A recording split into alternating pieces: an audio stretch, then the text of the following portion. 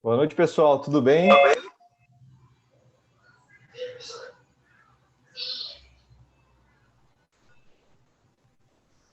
Então, a gente vai começar o nosso Pocket Meeting para a gente poder conversar um pouquinho sobre exercício físico, farmacologia e os aspectos importantes que envolvem as moléculas para a gente poder entender como isso influencia no exercício físico, né? E aí eu queria pedir um grande favor para vocês, o pessoal que está entrando agora e está com o microfone aberto, eu gostaria de pedir para vocês fecharem o microfone durante a aula, que eu não consigo ver vocês, né, o tempo todo, e aí fica um pouco difícil da gente ter essa interação com os microfones abertos. Mas quem tiver alguma dúvida, a gente pode, no final da aula, abrir o microfone para a gente poder fazer um bate-papo, ou de repente vocês mandam as perguntas pelo chat, e aí a gente consegue ver uma forma mais fácil para a gente poder tirar as dúvidas de vocês no final desse período aqui. Beleza? Vocês me ouvem bem, gente?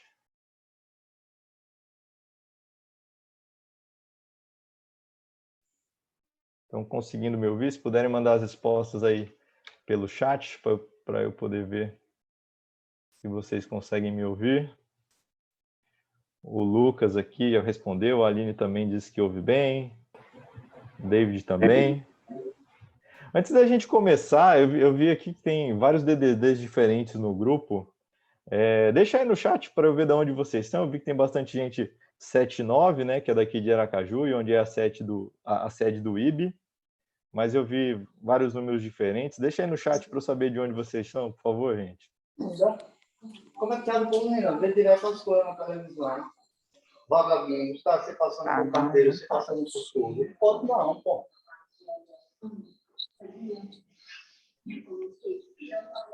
Não respondeu nada. Rosilane de São Luís, no Maranhão.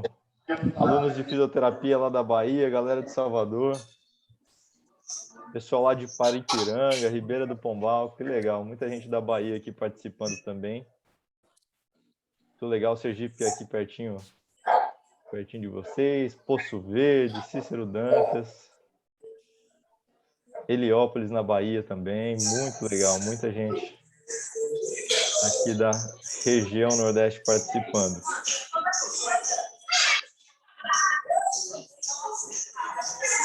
Vagnão, Ariane, tudo bom, Ariane? Wagner também já está presente. Eu vou pedir para você fechar um pouquinho o microfone, meu querido, por favor. Agora, estou me adaptando a esse sistema aqui. Acabei de baixar. Show de bola, vamos utilizar agora, que esse é o que a gente usa aqui no IB com bastante frequência. Então, Deixa eu ver como é que é. Vou dar só mais uns minutinhos aqui. A galera está terminando de entrar, mandando as mensagens aqui, para a gente poder iniciar a nossa discussão, tá? Deixa eu ver como é que está aqui no grupo.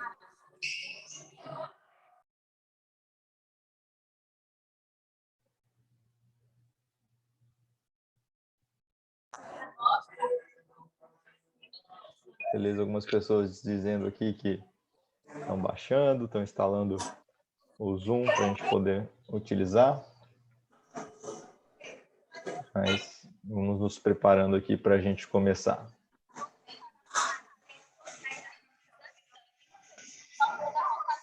Galera da fisioterapia também, né, participando desse Zoom. Muito legal essa integração, a multidisciplinaridade para a gente é sempre importante, né? Então, não tem como a gente pensar na educação física distante da fisioterapia, nem da nutrição. Conheço vários profissionais que são os dois, né? São profissionais de educação física e fisioterapeutas.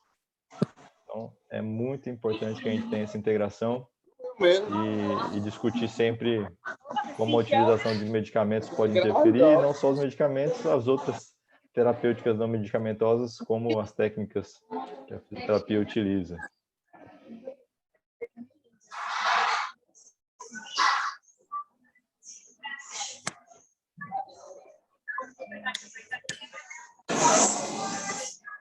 Então, gente, eu acho que já dá para a gente começar. Como é que está aqui?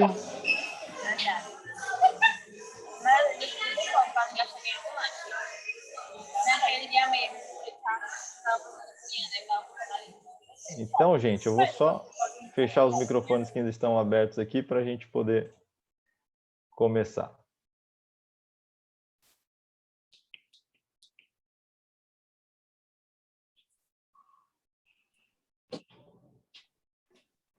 Beleza, gente? Então, vamos lá. Antes da gente começar a nossa conversa, alguns aqui que estão presentes, né, foram meus alunos na época de graduação, mas eu gostaria de me apresentar para vocês. Eu sou o professor Vitor Melo, eu sou formado em Educação Física pela Universidade Federal de Sergipe, me formei no ano de 2012, e desde o início da graduação, a minha escolha foi trabalhar com grupos especiais, né? Então, isso é aquilo que eu tenho mais know-how hoje para trabalhar. E aí eu tive a oportunidade de, durante a graduação, entrar em um laboratório de farmacologia para fazer os meus estudos. Então, o meu TCC, o meu mestrado, o meu doutorado foi todo realizado em um laboratório de farmacologia, mais especificamente farmacologia cardiovascular. Então, foi onde eu fiz o meu mestrado e doutorado em fisiologia humana, no laboratório de farmacologia cardiovascular, que é capitaneado pelo professor Márcio Viana, sob a orientação do professor Walter Santana.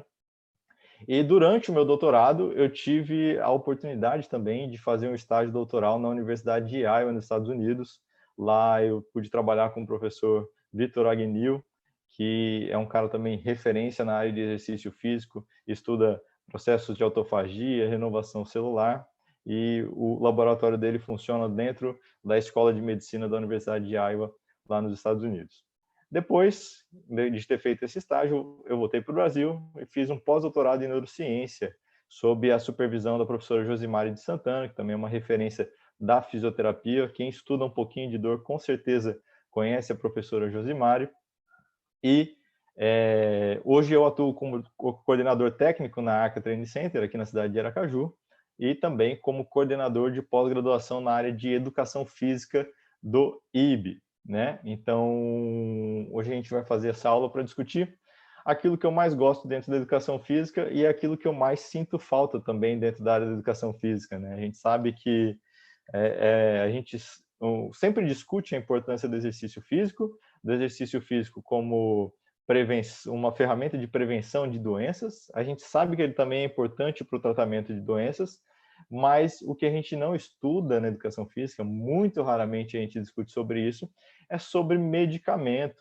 E a gente sabe que o medicamento vai ter uma série de efeitos no corpo, e esses medicamentos vão ter algum tipo de interação com o exercício físico. Então, na hora que eu faço a prescrição do exercício, na hora que eu vou montar o meu programa de treino, é muito importante que eu considere quais são as manifestações que esses medicamentos podem causar. Então, pouca gente sabe, mas, por exemplo, tem muita gente com hipertensão chegando nas academias para treinar. Quem trabalha em academia, quem é personal trainer, com certeza tem vários alunos nessa condição. Mas vocês sabiam que o medicamento que vai fazer tratamento da hipertensão tem efeito direto na performance, na condição fisiológica, às vezes até em formas de controle do exercício físico? Então, é isso que eu quero discutir com vocês hoje. Quero mostrar 2 exemplos que são doenças muito comuns, que é a hipertensão arterial e o diabetes, quais os cuidados a gente tem que tomar nesse contexto, mas discutir também um pouco de como os medicamentos funcionam e quais são os cuidados que a gente tem que tomar na hora de identificar qual a possível interação desse medicamento e quais os cuidados que eu vou ter que tomar na hora de fazer a prescrição do exercício físico. Beleza, gente? Eu trouxe aqui um dado para mostrar para vocês que a gente tem 18,6% dos brasileiros obesos e 53,8% dos brasileiros estão com excesso de peso. Esse dado é muito importante para a gente porque se a gente considerar esse número de 53,8%, a gente tem mais da metade da população brasileira sendo obesa, pelo menos com excesso de peso. Eu não diria obeso, mas com excesso de peso. E a gente sabe que o excesso de peso, ele é um fator causador de doenças. Então a gente já vai pensar, se a pessoa está com excesso de peso, o que ela tem que fazer? Uma reeducação alimentar, mas também utilizar o exercício físico para fazer o tratamento desse problema. Mas, se vocês pensarem aí, puxa na memória de vocês, as pessoas que vocês conhecem que têm excesso de peso, tenta lembrar, essas pessoas já possuem alguma doença? E essa doença que a pessoa possui, ela usa algum tipo de medicamento para tratar essa doença? Porque se a gente fizer uma readequação da alimentação junto com o exercício físico, gerando um processo de emagrecimento, talvez esse medicamento seja dispensável. Mas se a pessoa já toma, qual é a possível interação do medicamento com o exercício físico? E uma das coisas que a gente pode refletir também é, o exercício físico, ele tem que ser tratado como um medicamento? Ou é aquela história, quanto mais exercício físico, melhor? Agora, durante a pandemia do novo coronavírus, né, eu lembro que no começo da pandemia, lá em abril, março, começou-se a discussão se as pessoas deveriam ou não fazer exercício físico para ter alguma forma de se proteger do desenvolvimento do Covid-19, né? E uma das coisas da discussão que ficou em voga é as pessoas que defendem os exercícios de alta intensidade, como o HIIT, por exemplo, diziam que se você faz o HIIT, você tem um aumento mais pronunciado do seu sistema imunológico, você ficaria mais forte contra a ação do coronavírus. Por outro lado, se você faz um exercício de maior intensidade, um dos efeitos agudos, né, que vai acontecer depois da prática dessa atividade é justamente uma diminuição da sua resposta imunológica. Então, a gente tem uma janela que acontece depois da prática do exercício físico. Então, perceba se você já passou por isso. Se você fez alguma atividade física muito intensa, por exemplo, fazer, sei lá, um treino de cross, onde você fazia 100 burpees, era bem difícil cumprir, você exigia muito da respiração, no dia seguinte é muito comum você ficar com o nariz corizando, né, o nariz um pouco entupido, ou sentindo a garganta incomodando, porque realmente acontece uma inflamação e a nossa resposta imunológica fica diminuída depois de exercícios intensos. Então a questão era, se eu faço esse exercício intenso, eu crio uma janela de oportunidade para o coronavírus. Só que a resposta que eu vou ter no longo prazo é de aumento da minha defesa. Então eu devo ou não fazer o exercício intenso? Por outro lado, outros pesquisadores defendiam a ideia, não, é que se eu fizer o exercício leve ou moderado, ele consegue também melhorar a minha resposta imunológica numa magnitude menor do que se fosse uma de alta intensidade, mas, por outro lado, eu não abro essa janela de oportunidade para o coronavírus. Então, eu não vou ter uma queda tão pronunciada no meu sistema imunológico. Então, eu vou ter uma discussão entre queda e aumento maior, mais pronunciado, ou uma linearidade, onde eu não tenho essa queda, mas também não tenho grandes aumentos do sistema imunológico. E qual que é a resposta correta? O que eu devo fazer? Não sabemos, né? O coronavírus, né, o Covid-19 é uma doença muito recente, que vai ter muito estudo ainda para aparecer, e a gente não vai ter essa resposta. Então, cada um está indo naquilo que acredita que seja mais favorável, ou realizar o exercício de alta intensidade, ou aquele de leve e moderada intensidade. Qual está correto? O tempo nos dirá quando lá para frente as pesquisas aparecerem com esse tipo de resposta, tá?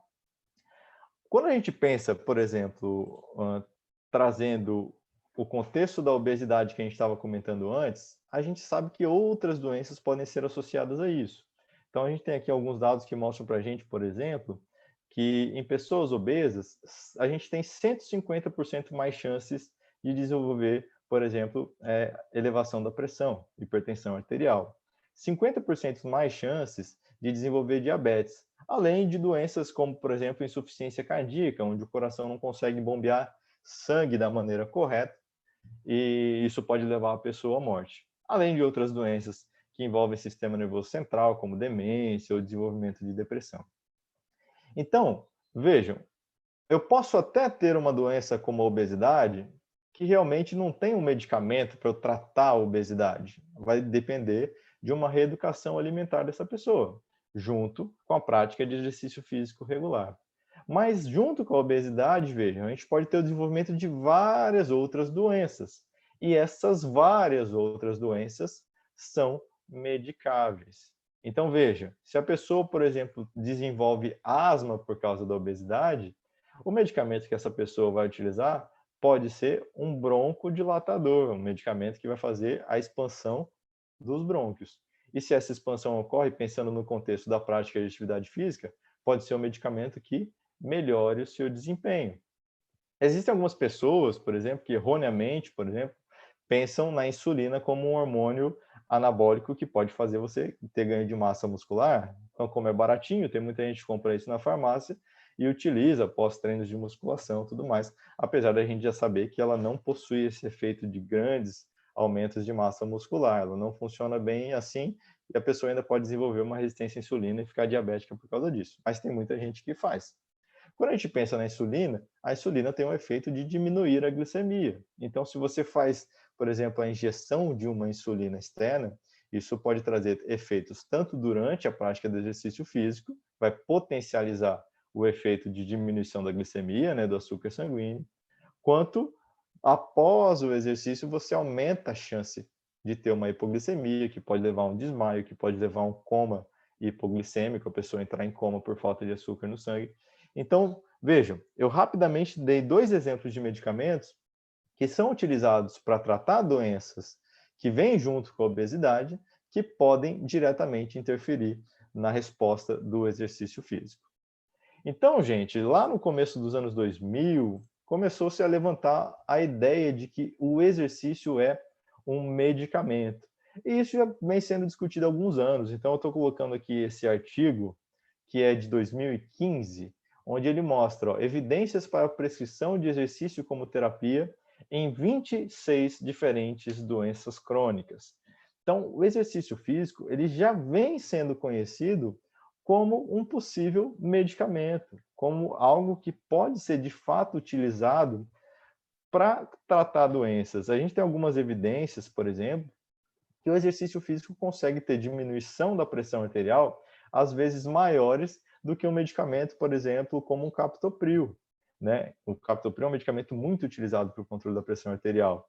Às vezes, ele está ali na diminuição de 5 milímetros de mercúrio, 7 milímetros de mercúrio, enquanto os exercícios conseguem, em alguns casos, diminuir até 10 milímetros de mercúrio após a prática do exercício, se a pessoa for hipertensa, por exemplo. Então, ele tem um forte efeito hipotensivo. Então, o exercício pode ter efeito, às vezes, melhor que o próprio medicamento que trata aquela doença. E se a gente junta os dois, a gente pode potencializar aquele efeito. Então, o exercício pode sim ser utilizado como medicamento. Mas se a gente utiliza esse raciocínio, o exercício como medicamento, a gente precisa pensar que o exercício físico tem uma dose correta. Não é isso? Eu não posso pegar o medicamento e simplesmente tomar o medicamento e pronto. Então, eu não posso simplesmente sair por aí e fazer exercício que vai dar tudo certo. Tem um exemplo clássico disso, né, que ficou muito em evidência, que é a tal da hidroxicloroquina ou a cloroquina. Por que ela foi levantada essa hipótese de que ela poderia ser utilizada como tratamento de COVID? Porque os pesquisadores pegaram lá uma quantidade de células humanas, colocaram numa solução que tinha hidroxicloroquina misturada e colocaram coronavírus junto. E aí eles perceberam o quê? Que quando essas células estavam misturadas com cloroquina, o coronavírus não consegue entrar nessa célula. Então, o raciocínio lógico mais direto é, se eu tenho cloroquina misturado, o vírus não entra na célula, a gente não desenvolve a doença. Então, o COVID-19 não vai se desenvolver. Essa é uma afirmação correta? Sim, só que é uma afirmação extremamente preliminar. Quando você tem esse primeiro estudos em célula, a gente precisa de estudos em pessoas. A cloroquina já era utilizada em pessoas? Sim, com uma dose aproximada de 500 miligramas. Então, começou-se a testar o quê? As pessoas que estavam contaminadas com coronavírus começaram a tomar a hidroxicloroquina e percebeu-se que não tinha efeito nenhum nessas pessoas, que não melhorava nem piorava o coronavírus. E aí o que eles fizeram? Então se 500 miligramas não está funcionando, vamos aumentar a dose. E aí as doses foram aumentadas, em alguns estudos até em 1 grama de cloroquina. E aí eles perceberam o quê? Que agora, além de não conseguir impedir o desenvolvimento da COVID, algumas pessoas começaram a apresentar arritmias cardíacas. Ou seja, lembra daquela frase clássica? O que vai diferenciar o medicamento do veneno é a dose. Então, a hidroxicloroquina é um medicamento muito bom? É sim, muito bom para outras doenças, como malária. Mas a partir do momento que eu preciso de uma dose muito alta, que é aquilo que estava sendo testado para o COVID, ele passa a ser tóxico e coloca a pessoa em risco por causa do efeito colateral. Então, vejam, tenho um medicamento que funciona, preciso saber qual é a dose correta, qual é a dose segura. Então, a gente pode aplicar o mesmo raciocínio para o exercício físico. Posso fazer demais? Não, se eu fizer demais, eu posso desenvolver efeitos colaterais. Quais são esses efeitos colaterais? No caso muito grave, por exemplo, uma rabdomiólise, onde eu tenho inflamação dos músculos, que podem levar a uma destruição renal, e com isso eu perco a capacidade de filtrar o sangue. O exercício pode fazer isso em casos mais graves. Como também, se ele for leve demais, falar assim, não, eu vou só sair para fazer uma caminhadinha batendo papo, de repente isso pode ser que não seja suficiente para a gente ter um grande efeito na melhora da condição que você está trabalhando, tá? Então, o exercício precisa ser pensado como medicamento, deve ser pensado como medicamento, e para a gente saber qual é o medicamento correto, nós precisamos conhecer bem a dose desse medicamento. Então, o exercício físico precisa ser pensado como uma prescrição baseada em doses corretas. E aí a gente tem que fazer como? A gente vai fazer exercício físico e sair testando? Não. Para isso a gente tem protocolos, a gente já tem vários estudos que reúnem evidências, como esse que está mostrado na tela de vocês, de como o exercício físico deve ser utilizado. Então, se vocês vão no médico, por exemplo, ele não decorou lá um monte de remédio e ele escreve na receita de maneira aleatória. Ele tem guias que ele olha e fala, não, para tal doença tem que usar tal medicamento com a dose X tantas vezes ao dia. O exercício físico é a mesma maneira. Então, a gente tem vários documentos que mostram, para tal doença, eu preciso fazer tanto de exercício físico, tantas vezes por dia, tantas vezes por semana. Então, já existem esses protocolos, por exemplo, protocolos do Colégio Americano de Medicina do Esporte, protocolos da Associação Americana do Coração, associações europeias, associações brasileiras, como o Colégio Brasileiro de Cardiologia. Existem várias instituições que fazem esses protocolos. O que a gente precisa fazer? Estudar, pegar esses protocolos, ler, entender e aplicar nos nossos clientes/pacientes, né, como vocês acharem melhor na hora de identificá-los. A gente sabe que existe essa relação de exercício físico e medicamento, se opondo. Então, quando a gente pensa, por exemplo, é muito comum na cabeça das pessoas, quando a gente pensa em tomar um medicamento, que esse medicamento é algo ruim. Eu posso perguntar para vocês, quem de vocês não falou, não, eu não vou tomar esse medicamento, não, eu não gosto de medicamento, estou com dor de cabeça, mas eu prefiro recuperar sem tomar o medicamento do que tomar esse medicamento. Existe essa ideia de que o medicamento é ruim. Então, existe uma relação direta onde as pessoas que fazem mais exercício físico tendem a tomar menos medicamentos por necessidade, porque o exercício físico consegue gerar adaptações que vão levar as pessoas a precisarem menos de medicamento. Esse número está na casa dos 36% menos consumo de medicamentos nas pessoas que se exercitam, quando comparado com as pessoas que são sedentárias. Mas uma discussão que a gente faz pouco é quando eu tenho associação dos dois, quando eu tenho o exercício físico e medicamento na mesma condição. Quando a pessoa é hipertensa, faz exercício físico regularmente, mas ela toma captopril e atenolol. Ou a pessoa faz exercício físico e toma metformina e Victoza. O que eu tenho que fazer quando eu tenho essa mistura de condições? É isso que a gente precisa começar a refletir, e por isso é tão importante que o profissional de educação física comece a ter noções de farmacologia. É importante entender como o medicamento funciona, é importante entender como o corpo absorve esses medicamentos, e é isso que eu quero discutir com vocês agora. Então vamos falar um pouquinho sobre noções de farmacologia, tá? Deixa eu só ver como é que está o chat aqui. Tá, Ivan, eu vi você falando aqui, perguntando, né, do estudo da cloroquina. Na verdade, não é um estudo só, tá? Tem uma série de estudos e a gente tem algumas revisões sistemáticas publicadas no PubMed. Mas faz o seguinte, me manda um e-mail, por favor, que aí eu separo essas revisões e mando para você. Beleza? Então vamos dar sequência aqui, gente, falando sobre as noções de farmacologia. A primeira coisa que a gente precisa definir é o que é a farmacologia, que é a área da ciência que estuda como as substâncias químicas interagem com os sistemas biológicos. Então, só para vocês terem uma ideia, esse aqui é um dos livros que eu gosto bastante de usar para estudar, que é o Hengdale. Ele é desse tamanho. Então, vejam, a galera da farmácia passa uma graduação inteira e não estuda esse livro todo. Então, a gente precisa começar a ter noções, mas é claro que a gente não tem que ter um conhecimento tão aprofundado quanto os farmacêuticos. Então, se eu tiver que escolher o que eu preciso entender do medicamento para poder fazer a prescrição do exercício da maneira correta, qual é o efeito desse medicamento e qual é o sistema fisiológico que ele vai fazer o efeito. Por quê? Eu preciso saber o que esse sistema fisiológico faz durante o exercício físico e o que esse sistema fisiológico faz depois do exercício físico e saber como o medicamento vai interferir nisso, tá? Então, olha só para as vias de administração que a gente tem. Vejam, a gente tem a via oral ou retal, né, onde a pessoa acaba ingerindo o medicamento ou colocando através do ânus, né, isso fica mais próximo de uma região.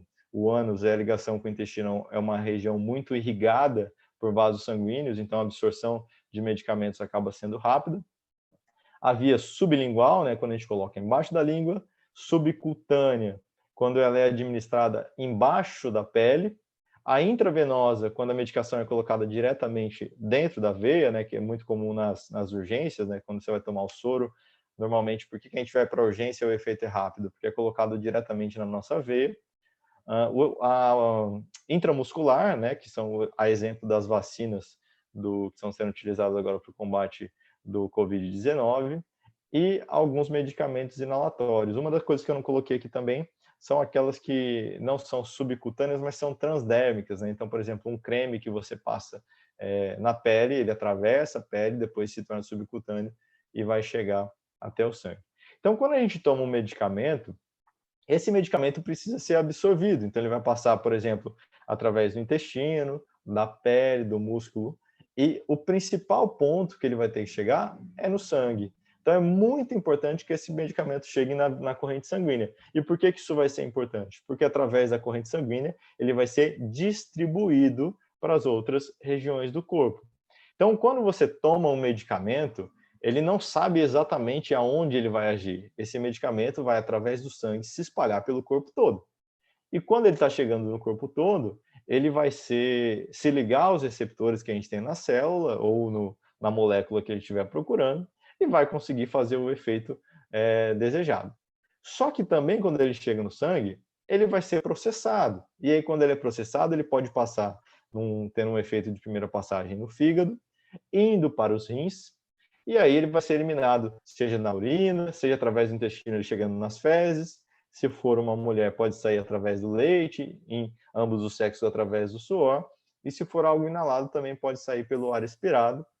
Ou se esse sangue, dependendo do tipo de molécula, chegar nos pulmões, pode ser que ele também saia expirado pelo ar. Um exemplo clássico, todo mundo que toma antibiótico, eu sei que só tem professores de educação física aqui, muito responsáveis, e ninguém bebe aqui, ninguém ingere nada alcoólico. Então, já que ninguém ingere nada alcoólico, não é uma preocupação nossa, mas as pessoas que tomam, por exemplo, antibiótico, têm medo de tomar alguma bebida alcoólica em seguida. E por que ela tem medo? Existem interações entre álcool e antibiótico? É muito pequena. Existe, de fato, alguns antibióticos que têm essa interação, mas a maioria desses antibióticos comuns não tem relação direta com o álcool. Então, por que as pessoas têm esse medo? Quando você toma a bebida alcoólica, o álcool ele inibe um hormônio que faz a recaptação de líquido. Então, a gente aumenta muito a quantidade de urina. E para a gente ter mais urina, o que vai acontecer é o aumento do processo de filtração pelos rins. Então, quando você toma álcool, o seu rim filtra mais rápido. E se ele filtra mais rápido, a gente tem o sangue sendo filtrado mais rapidamente e as concentrações do medicamento no sangue vão diminuir por causa disso. Então, mesmo eu não tendo o efeito do álcool diretamente no antibiótico, não é uma boa ideia tomar um antibiótico junto com o álcool, porque eu vou diminuir a concentração desse antibiótico no sangue. e aí pode ser que ele não faça o efeito desejado. E veja, se eu tenho sangue misturado com álcool, esse álcool ele evapora muito fácil. Então, quando ele chega no pulmão, o sangue vai cheio de álcool até os pulmões, evapora dentro do pulmão e a hora que você expira, o seu ar sai cheio de álcool, por isso que o bafômetro funciona dessa maneira, né? Então, não adianta a pessoa tomar Coca-Cola, não adianta comer doce, porque o sangue traz o álcool até os pulmões e esse álcool vai ser expelido através do ar. Então, também não tem como enganar o bafômetro se você tiver tomado álcool e dirigido, por exemplo. Tá? Então, por que eu estou mostrando isso? Porque a gente tem várias formas de administração dos medicamentos e eles vão passar por praticamente todos os nossos tecidos. E se eles passam por todos os nossos tecidos, durante a prática do exercício físico, a gente vai ter uma série de alterações. Por exemplo, se eu tenho vamos continuar usando o exemplo do antibiótico. Eu falei para vocês que você tomando álcool, o rim aumenta a filtração e o antibiótico vai ser eliminado mais rápido. Mas quando a gente faz exercício físico, por exemplo, não é interessante que a gente fique produzindo uma grande quantidade de urina, porque durante o exercício físico o corpo esquenta e a gente precisa perder água através do suor. Então não é para ficar perdendo água na urina, é melhor perder água no suor, porque se por algum caso, por alguma razão a gente desidratar, eu consigo ter uma reserva um pouco maior de líquido. Se isso acontece, é sinal que o sangue vai ser filtrado mais lentamente. Então, eu consigo manter uma concentração de medicamento no sangue maior. Isso é um bom efeito? Talvez sim, mas isso pode alterar a dose que você toma. Por exemplo, se o médico falar você tem que tomar de 4 em 4 horas, dependendo da quantidade de exercício físico que você faça, ele mantém essa concentração maior, e aí talvez teria que ser de 6 em 6 horas. Então, tem uma série de efeitos que isso acontece, né? Por exemplo, se você passa um creme na pele, a sua pele esquenta durante a prática de exercício físico e a pele não fica vermelha quando você está muito aquecido. Isso é sinal que tem muito sangue passando embaixo da pele, e se tiver muito sangue passando, a absorção daquele creme vai ser maior. Então, veja, coisas que muitas vezes a gente não pensa, mas a prática do exercício físico pode sim causar um aumento da absorção e alterar as concentrações sanguíneas de medicamentos, e não só medicamentos, como outras substâncias também. Tá? Então, vamos dar sequência aqui para a gente ter um conceito muito importante chamado de janela terapêutica para a gente compreender como é que funciona o medicamento. Então, vejam, eu tenho aqui um gráfico de concentração sanguínea, então aqui é o quanto do medicamento eu vou ter no sangue, e um gráfico de tempo. E agora eu vou adicionar aqui a nossa janela terapêutica. O que isso quer dizer? Que para o medicamento de fato fazer o efeito, ele tem que estar dentro dessa janela de concentração aqui. Se eu tiver acima dessa concentração, ele se torna tóxico. Se ele estiver abaixo, é o que a gente chama de subterapia. Ele está ali, mas não consegue fazer o efeito necessário. Tá? Então, veja, por que o médico fala para a gente, toma o medicamento de 12 em 12 horas? Quando você toma a primeira vez, nós temos aqui um aumento da concentração sanguínea. Só que a gente começa a fazer aquelas excreções que a gente viu. Pode sair pelas fezes, sair pela urina, sair pelo ar. O fígado muda a molécula e a concentração dela começa a diminuir. Quando a concentração está diminuindo, o que a gente faz? Toma novamente o medicamento. E aí a gente aumenta a concentração e começa a processar. Então, a partir desse ponto que ele passa essa linha da janela terapêutica, é o momento que eu tenho concentração desse medicamento suficiente para ele poder fazer o efeito no meu corpo. Vejam, se eu mantenho as concentrações dentro da janela terapêutica, eu tenho o medicamento atuando e ajudando a controlar o problema. Só que, se ela passa dessa linha, ele pode se tornar tóxico. E aí, em vez de fazer bem, ele pode fazer mal. Ele pode gerar para a gente algum tipo de problema. Ele vai ter toxicidade elevada para a gente, e isso não é uma boa ideia. Então, sempre que a gente toma medicamentos, a gente precisa manter ele dentro da janela terapêutica. Como é que o farmacêutico ou o médico faz isso? Dizendo de quanto em quanto tempo você precisa tomar. E aí, a gente tem alguns estudos, por exemplo, que mostram que quando você faz exercício físico, após a atividade, a pressão arterial cai. Cai quanto? Imagina uma pessoa que seja hipertensa, que tem uma pressão ali de 140, 150 por 100. Se a pessoa faz exercício físico, principalmente exercícios contínuos, né, os aeróbicos contínuos, essa pressão pode cair para casa dos 120, dos 110, e naquele momento em que a pressão caiu, a pessoa fica com a pressão que é conhecida como a pressão normal, dentro da casa ali dos 120 por 80. Então, veja, se a realização de uma sessão de exercício físico consegue diminuir a pressão e deixar a pressão da pessoa normal, se a gente soubesse quanto tempo isso duraria, a gente consegue achar a dose correta para essa pessoa.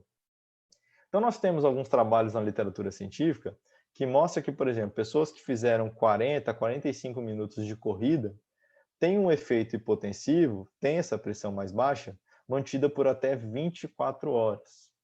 O que isso quer dizer? A pessoa treinou hoje, por exemplo, 8 horas da manhã. Quando ela termina, às 9, a gente começa a ter esse efeito. E ele vai durar até quando? Até às 9 horas da manhã do dia seguinte. Isso significa que qual é a dose de exercício para essa pessoa? Ela tem que fazer 45 minutos dessa atividade uma vez ao dia. E se ela consegue fazer isso uma vez ao dia, a pressão dela vai ser controlada, mesmo sem medicamentos. Tá? Agora, cuidado com uma coisa, gente. Isso aqui que eu estou dizendo foi estudos que são publicados. Não quer dizer que você vai pegar o seu cliente amanhã, fazer 45 minutos de corrida com ele e, para de tomar o medicamento. Não é assim que funciona. Esse acompanhamento precisa ser feito com uma equipe multidisciplinar. Então, é muito importante que, se você tem clientes que utilizam algum tipo de medicação, você tenha contato com os médicos que atendem esse cliente para vocês poderem discutir os efeitos que estão sendo observados. Tenta puxar na cabeça de vocês aí, por exemplo, alguns clientes que eu tenho que são hipertensos, com aproximadamente 15 dias de treinamento, eles começam a me relatar que eles estão se sentindo muito cansados, que eles estão muito sonolentos. E por que isso acontece? Já é, normalmente, adaptação ao programa de treinamento. A pressão arterial desses indivíduos começa a diminuir. E quando a pessoa tem a pressão mais baixa e toma medicamento, a pressão cai demais e ela fica sonolenta. Então, ela não sabe por que ela está cansada, ela não sabe por que ela está sonolenta, e muitas vezes pode ser a dose do medicamento que ficou excessiva. A gente pode falar para a pessoa deixar de tomar o medicamento? De jeito nenhum. A gente precisa recomendar que ela volte no médico para poder fazer os exames e achar qual é a dose correta da medicação para ela. Tá? Então, esses efeitos vão acontecer. Daqui a pouquinho eu vou falar mais especificamente de pressão arterial e a gente vai discutir melhor esse caso. Tá?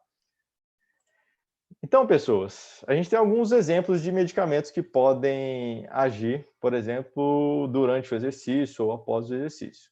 O primeiro deles são medicamentos dos tipos digitálicos, que o exemplo mais conhecido é a digoxina, que é utilizado para aumentar a força de contração do coração. Ele funciona muito bem para pessoas que têm insuficiência cardíaca. Então, quando você infarta, por exemplo, você pode ter uma hipertrofia do coração após o infarto, o coração não funcionar muito bem e você precisar de um medicamento que aumente a força de contração do seu coração. Quando a gente toma digoxina, ela consegue fazer efeito. Só que a gente sabe, por exemplo, que durante o exercício físico a gente tem a liberação de adrenalina. E a adrenalina também causa aumento da força de contração. Então, eles têm efeitos complementares durante o exercício físico. Outra medicação são os diuréticos, né? Por exemplo, a hidroclorotiazida, a furosemida, que são bastante conhecidos no tratamento da hipertensão, que se ele é diurético, a pessoa tem um processo de filtração maior para formar mais urina. E aí a gente acaba perdendo muitos sais nessa urina. Acaba perdendo cálcio, acaba perdendo potássio, e isso pode levar a um aumento de cãibras durante a prática do exercício físico. Então é muito comum as pessoas que tomam diurético terem cãibras durante a prática da atividade física em decorrência da utilização desse medicamento. Estou falando rapidamente porque eu vou voltar em algum deles, tá? Um outro medicamento que é bastante utilizado para o controle da pressão é o atenolol. E ele serve para quê? Ele bloqueia o aumento da frequência cardíaca. Então, se a pessoa, por exemplo, começa a fazer um exercício físico, a primeira resposta que a gente vê é aumento da frequência cardíaca. Só que se a pessoa toma o atenolol, a frequência não consegue aumentar o suficiente. O que vai acontecer? A pessoa vai sentir muito cansaço durante essa atividade. Então, a gente tem que tomar cuidado quando a gente utiliza esse medicamento para poder fazer a prescrição do exercício da maneira correta, principalmente se a gente estiver falando de exercício aeróbicos contínuos. Beleza? Então, vamos entrar aqui, mais especificamente no caso da hipertensão arterial, para a gente poder tirar algumas dúvidas e mostrar alguns exemplos. Tá? Enquanto isso, deixa eu dar uma olhada no chat rapidinho aqui. Fernando, falando da ozonoterapia. Essa é uma pergunta boa. Fernando, eu vou deixar para o final, tá?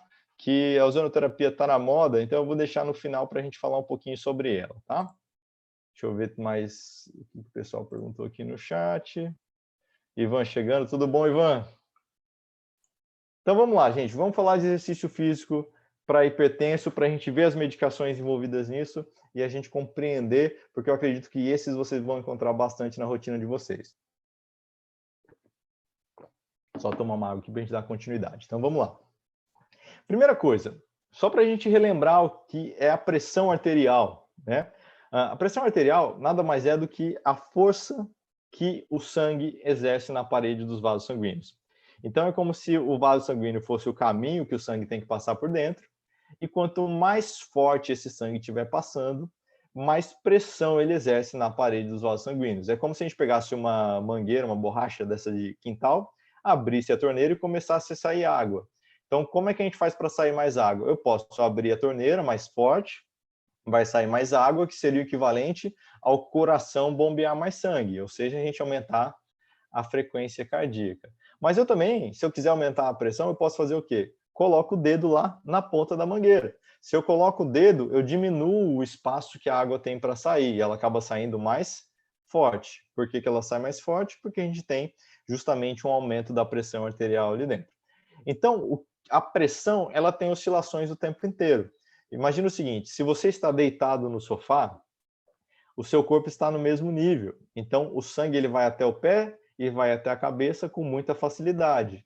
Agora, se você fica na posição de pé, entra em ortostase, né, a gente fica de pé, o que vai acontecer? O sangue tende a descer. Então, se você levanta muito rápido, qual que é a sensação que a gente sente em seguida? Tontura.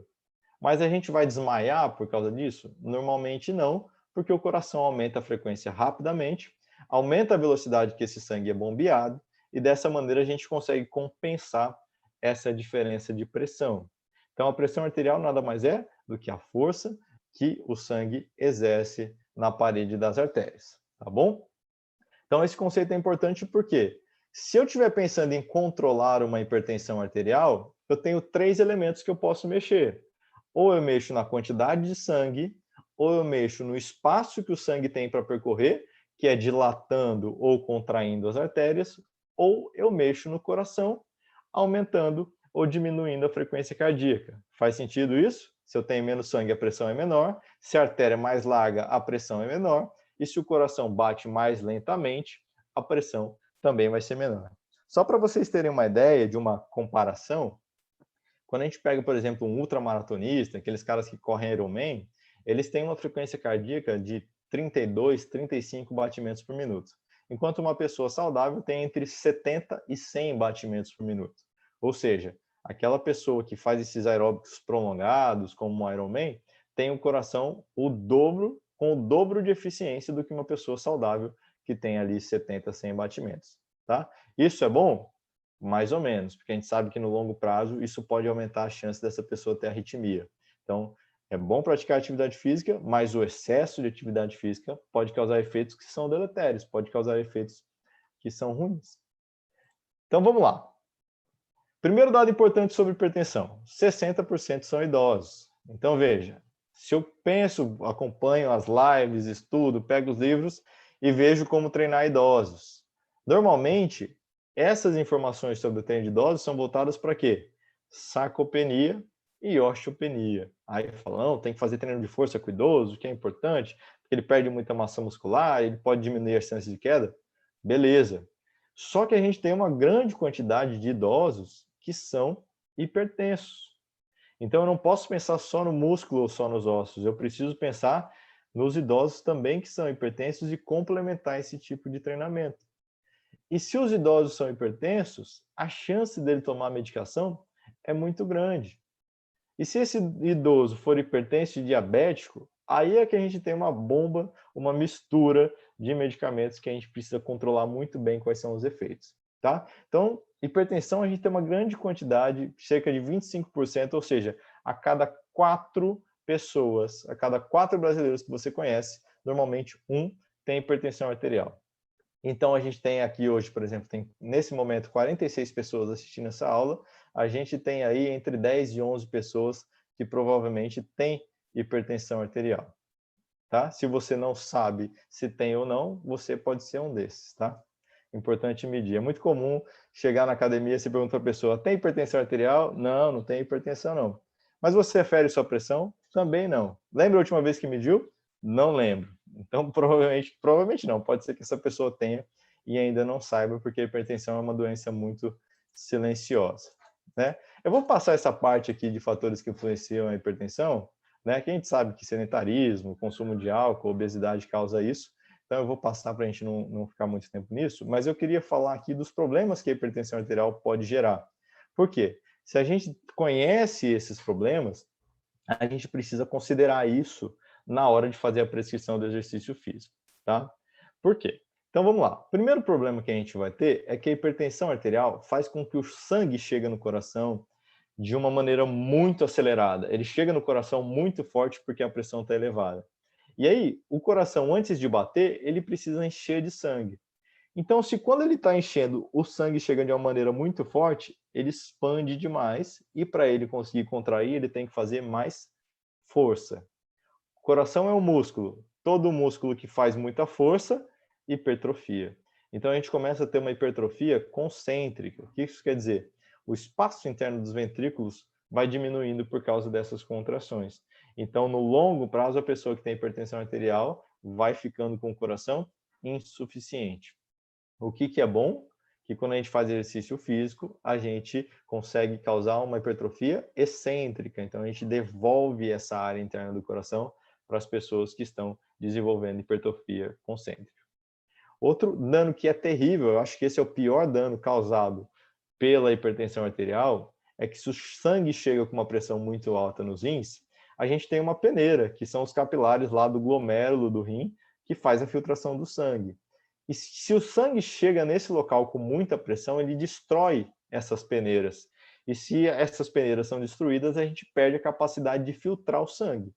E se eu não consigo filtrar o sangue fica sujo, entre aspas, né? Ele fica com uma série de metabólitos, e aí a pessoa precisa ou ser ligada à máquina de hemodiálise para fazer essa filtração, e ela perde muita qualidade de vida, é um processo muito sofrido, e se não conseguir fazer o transplante de rim, ela vai evoluir até a morte por causa disso. Então, esse é um efeito terrível da hipertensão arterial que a gente considera pouco. Outra coisa que ela faz é aumentar a rigidez dos vasos sanguíneos. Por quê? De novo, o vaso sanguíneo ele é revestido de músculo. Então, se a pressão está muito alta em cima do músculo, o músculo hipertrofia. Quanto mais forte esse músculo, mais duro ele vai ser. E se esse vaso sanguíneo está duro no encéfalo ou nos olhos, ele mais rígido aumenta a chance de rompimento. Se ele estoura lá no cérebro, no encéfalo, a gente pode ter um acidente vascular do tipo hemorrágico. Se ele acontece nos olhos, é muito comum a gente ver aquele exame de fundo de olho em idosos e diabéticos, né? Porque os vasinhos lá do fundo do olho começam a estourar, as pessoas começam a ver manchas pretas na visão e ela pode evoluir para cegueira. Então, a hipertensão arterial pode causar um monte de problema e ela precisa ser muito bem controlada. Deixa eu dar uma olhadinha no chat aqui, que o chat está piscando. Colocaram um exemplo aqui do anti-inflamatório, né? O anti-inflamatório, ele... Deixa eu ver aqui, o Ivan colocou. Professor, fala um pouco sobre o efeito do anti-inflamatório em relação ao rim. Eu hoje tenho um rim só devido a um transplante que fiz para o meu irmão. O caso do meu irmão foi excesso de anti-inflamatório, perdeu os dois e fez 1 ano e meio de hemodiálise. Tá? Os anti-inflamatórios, Ivan, ele tem, né, uma série de problemas que o anti-inflamatório ele tem que ser utilizado, principalmente vou dar um exemplo da dexametasona, que ela é muito utilizada porque ele é barato e tem um efeito 10 vezes mais potente que o cortisol, por exemplo. É um anti-inflamatório que tem um grande potencial de diminuição de dor e inflamação. Qual que é o grande problema dele? ele afeta diretamente o metabolismo de muitas moléculas, né? Então, ele inibe algumas enzimas que causam oxidação de gordura, né? Isso vai alterar a composição sanguínea e tem efeito direto também nos rins. A gente aumenta, por exemplo, a liberação de proteínas no sangue. Isso pode causar algum tipo de lesão, porque o sangue com mais moléculas grandes, quando é filtrado, também causa lesão renal. Lembrando que suplemento alimentar em excesso não existe relação de que ele causa dano renal. E por que não existe essa relação? Porque as proteínas que a gente consome em excesso, ou elas são excretadas na urina, né, quebradas em ureia, e elas vão ser excretadas, ou elas são convertidas em gordura e a gente armazena na forma de gordura. Então, não tem problema tomar o suplemento de proteico em excesso, mas também não é uma boa ideia, porque você vai gastar dinheiro fora e ainda vai engordar se for uma dieta pensando em hipertrofia e emagrecimento. Mas ele não vai causar efeito direto no rim. Mas quando a gente tem grandes moléculas no sangue, essas grandes moléculas podem danificar os glomérulos que fazem a filtração renal, né? E quando a gente danifica isso, o rim perde a função e não tem recuperação. A gente não consegue recuperar isso e aí precisa sim, o rim entra em falência e aí tem que ser substituído. E a substituição pode ser ou a máquina realmente de hemodiálise ou através de um transplante. Então, tem muita gente, por exemplo, toma anti-inflamatório após o treino, né, porque não quer sentir dor, e esse anti-inflamatório, por exemplo, ele faz um efeito de inibir parte da síntese proteica, então a recuperação muscular acaba sendo mais lenta, diminui a dor, realmente, diminui a inflamação, mas a recuperação muscular acaba sendo mais lenta e diminui o processo de hipertrofia. Tá?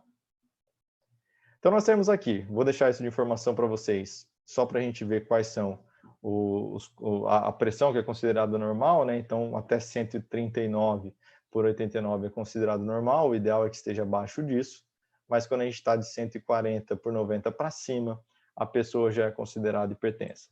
E aí vamos entrar na parte importante agora, que é onde a gente tem as 5 classes de medicamentos que são utilizados para o tratamento da hipertensão arterial. Então, vejam, eu comentei com vocês que é interessante para tratar a hipertensão arterial que a gente mexa num dos 3 componentes que formam a pressão, que pode ser a frequência cardíaca, que pode ser o volume de sangue ou que pode ser o relaxamento do vaso sanguíneo.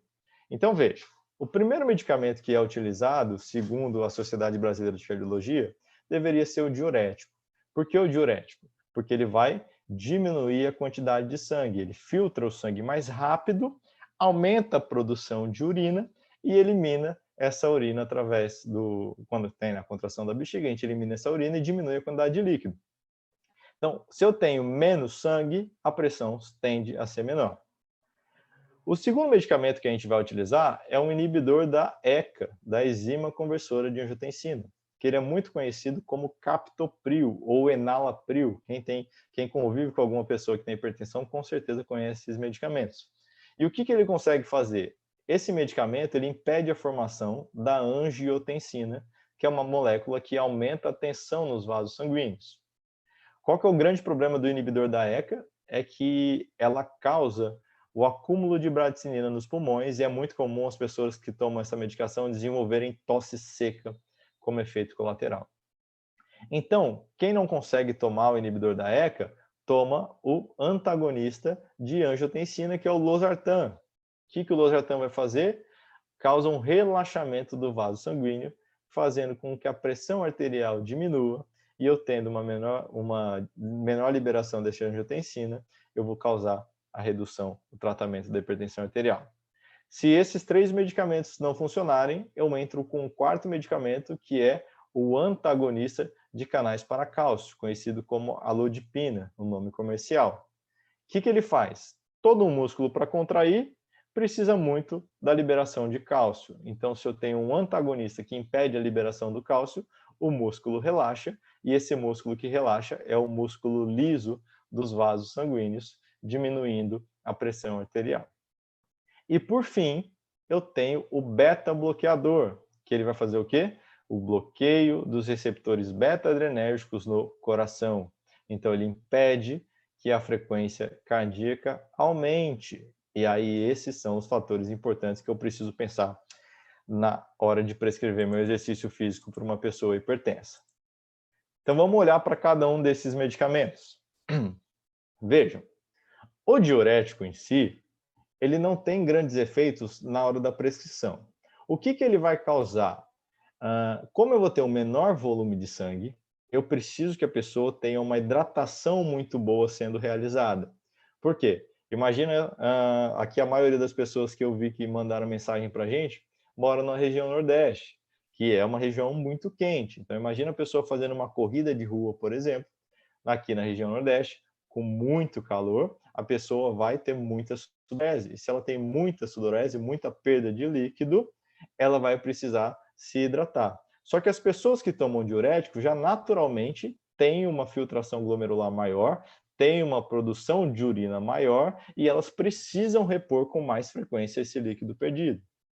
Além disso, a gente perde cálcio, a gente perde magnésio e isso aumenta a predisposição de cãibras durante a atividade física. E se a pessoa tem uma desidratação muito severa, a gente aumenta a chance de ter uma arritmia. O que isso quer dizer? O coração bate no ritmo errado, ele perde o ritmo que ele tem. E aí, com isso acontecendo, você tem uma arritmia, você dificulta a distribuição de sangue. Né? Teve há um tempo atrás, uma das arritmias mais famosas que se discutia era a tal da fibrilação. O que é a fibrilação? É quando o coração entra numa arritmia que ele fica vibrando. Isso é muito comum acontecer após os infartos. Essa é a arritmia mais fatal que a gente tem. Como é que eu faço para resolver isso? É como assim, o coração está batendo no ritmo errado, vibrando, desliga o coração. Como a gente desliga? Dá um choque forte com um aparelho chamado de desfibrilador. Então, ele dá um choque tão forte que o coração para e volta a bater no ritmo correto. Então, quando a gente usa diurético, eu não estou dizendo que ele vai aumentar a chance de você ter uma fibrilação, mas ele aumenta a chance de arritmia, principalmente durante o esforço que estiver associado a uma grande desidratação. Beleza? O beta-bloqueador é bem interessante. A gente tem, né, como eu comentei anteriormente, o atenolol. E as pessoas que fazem prescrição, por exemplo, nos clubes de corrida, utiliza muito a zona-alvo de treino, né, que é você calcular qual é a frequência cardíaca ideal para aquela pessoa realizar o esforço. Então, você diz para ela, você tem que correr entre 140 e 160 batimentos por minuto. Mas qual que é o problema para quem toma o beta-bloqueador? O beta-bloqueador ele impede o aumento da frequência cardíaca. Então, mesmo que a pessoa esteja fazendo muito esforço, ela não consegue chegar perto daquela frequência cardíaca máxima, não consegue chegar perto da frequência cardíaca da zona de treino, e aí ela começa a sentir um cansaço exagerado, porque o coração não consegue repor o sangue que essa pessoa precisa durante a prática do exercício. Então, o que vai acontecer? Para essas pessoas que têm a utilização de beta-bloqueador, o exercício precisa ser prescrito através da percepção subjetiva de esforço. Porque às vezes você vai estar olhando lá para o coração da pessoa, através do frequencímetro, e falar, nossa, a frequência cardíaca dessa pessoa está baixa, então a intensidade do exercício está baixa. Mas, na verdade, a intensidade está alta e o coração não consegue aumentar a frequência porque o medicamento impede. Então, a gente, toda vez que o paciente estiver utilizando propanolol, atenolol, deve prescrever o exercício principalmente de maneira contínua pela percepção subjetiva de esforço. Quem que vai utilizar esses medicamentos? Pessoas que têm muita dificuldade de controlar a hipertensão arterial, porque ele já é a quinta opção de medicamento para poder fazer esse controle. Outra população que utiliza bastante são as pessoas que infartaram. Por quê? Quando a gente infarta, o coração ele perde uma área, né? Aquela área que foi infartada morreu. A pessoa pode continuar viva, pode sobreviver, o coração continua batendo, só que ela perde eficiência. E quando o coração perde eficiência, ele vai querer compensar aquela eficiência perdida, aumentando a frequência cardíaca. Então é muito comum os cardiologistas prescreverem beta-bloqueador para manter a frequência cardíaca mais baixa, e isso também vai dificultar a realização de exercício físico. Por isso, deve-se utilizar percepção subjetiva de esforço, tá? E por fim, quando a gente pensa, por exemplo, no antagonista de canais para cálcio, a gente tem uma informação importante.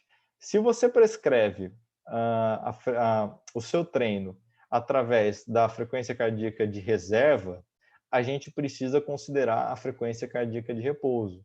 E por que é legal usar a frequência cardíaca de reserva?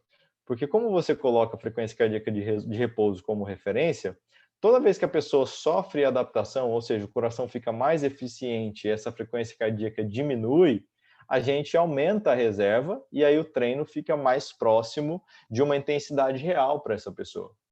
Só que isso pode ser também falseado quando a gente considera um antagonista de canal para cálcio. Por quê? Eu falei para vocês que ele impede a liberação de cálcio e para que o músculo contraia, eu preciso de cálcio sendo liberado. Então esse efeito é muito bom no vaso sanguíneo, mas quando a gente pensa no coração, ele diminui a frequência cardíaca e também pode diminuir a força de contração do coração. Então a pessoa que toma esse medicamento tende a ter uma frequência cardíaca mais baixa, mesmo não tendo maior eficiência no coração. Então, se você prescreve pela frequência cardíaca de reserva para essa pessoa, talvez você esteja superestimando a intensidade de treino para ela. Quais são, então, só para a gente lembrar esses medicamentos? O muito comum hidroclorotiazida, um diurético, o atenolol e o propanolol como beta-bloqueador e o alodipino como antagonista de canais para cálcio. São medicamentos muito utilizados por pessoas que têm hipertensão arterial. Então, se você tem algum cliente que vai atender amanhã com hipertensão, pergunta para ele se ele toma algum desses medicamentos, que com certeza você já vai ter alguns ajustes para poder fazer no treino que vai ser prescrito para essa pessoa. Ah, professor, você está falando só de exercícios aeróbicos. Realmente. Por que eu não estou falando de exercício de força? Porque apesar do exercício de força ele causar aumento da frequência cardíaca, a gente tem exercícios intervalados que causam uma boa recuperação da frequência cardíaca. Então, a gente tem um pico de aumento, depois ele reduz e recupera. Então, a frequência cardíaca sobe e diminui, sobe e diminui. Então, a gente consegue repor, aumentando só o intervalo de descanso entre as séries, e aí, normalmente, a pessoa que tem hipertensão arterial consegue treinar bem. Quais são os cuidados que a gente tem que tomar em relação ao treino de força? Evitar a manobra de valsalva. Por quê? A gente prende a respiração, e toda vez que a gente prende a respiração e faz força, o pico de pressão aumenta, e quando a gente tem picos pressóricos, isso aumenta a chance de algum rompimento de vaso sanguíneo, por exemplo, e a gente viu lá no comecinho dessa parte de hipertensão que o encéfalo e os olhos têm vasos sanguíneos que ficam sensíveis quando a gente pensa na hipertensão arterial. Beleza?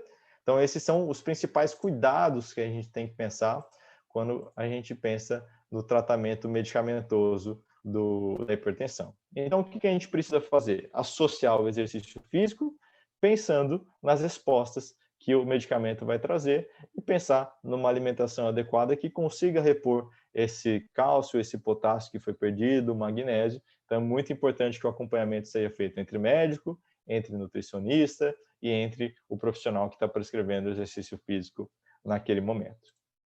Tranquilo?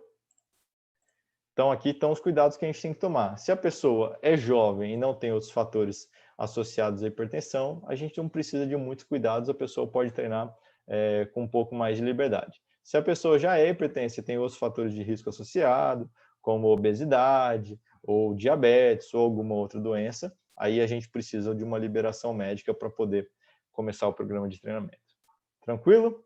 Deixa eu dar uma olhadinha no chat aqui, para ver se tem mais alguma pergunta. Não, por enquanto a gente ficou na última pergunta do Ivan. Então vamos dar prosseguimento, que já são 9 horas e 5 minutos. E a minha previsão era acabar próximo das 9. Então vamos para a etapa que a gente fala sobre exercícios físicos para diabéticos. Então, pessoal, vamos relembrar aqui. O que é diabetes? A gente tem aqui, exemplificado uma célula. E nessa célula eu tenho receptores de insulina.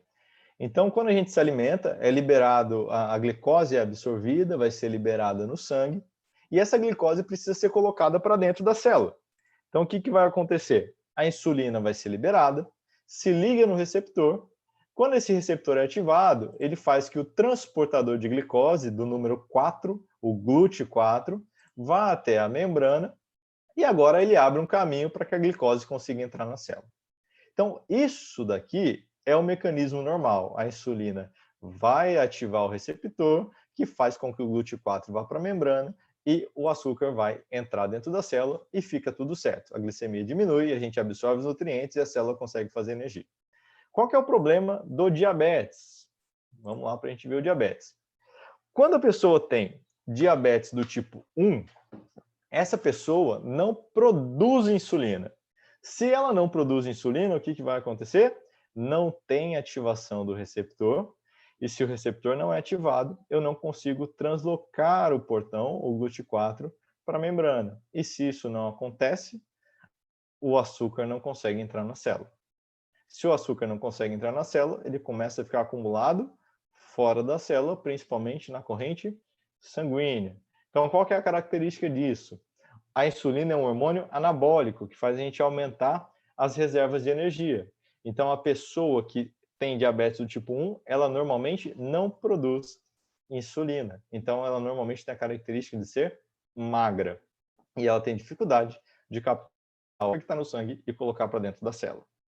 Beleza? Qual que é a diferença, então, do tipo 1 para o tipo 2? O tipo 2, a pessoa produz a insulina está aqui, foi liberada.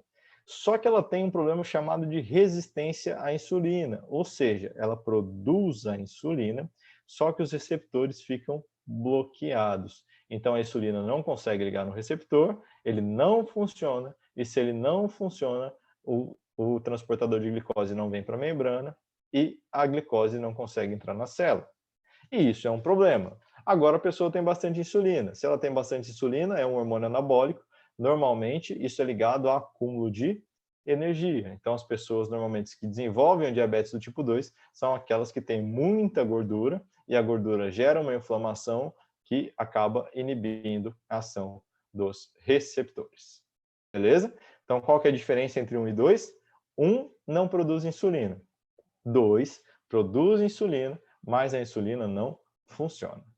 Então, para isso, a gente tem que fazer o tratamento medicamentoso. A gente vai utilizar alguns remédios para fazer com que o açúcar entre dentro do sangue, ou entre dentro da célula. Mas qual que é o grande problema disso? Quando a gente pensa no diabetes em si, o problema está aonde? Na maior parte dos casos, principalmente quando a gente pensa do tipo 2, que é a grande maioria dos casos, mais de 95%, o problema está no músculo que capta o açúcar. A pessoa tem insulina, a pessoa tem receptor, mas o receptor não funciona no músculo. O que eu quero dizer com isso? Que se o efeito é no músculo, eu precisaria de medicamentos que agissem no músculo. Mas esses medicamentos não existem. Então eu tenho medicamentos como a metformina, a dapaglifosina ou a liraglutida, que são conhecidos como Forxiga, conhecida como Victoza, que eles fazem basicamente 3 efeitos. O primeiro deles é estimular a liberação de insulina pelos pâncreas, só que veja, eu tenho insulina, só que ela não funciona direito. Então, se eu aumento a produção de insulina, vai resolver o meu problema? Não vai.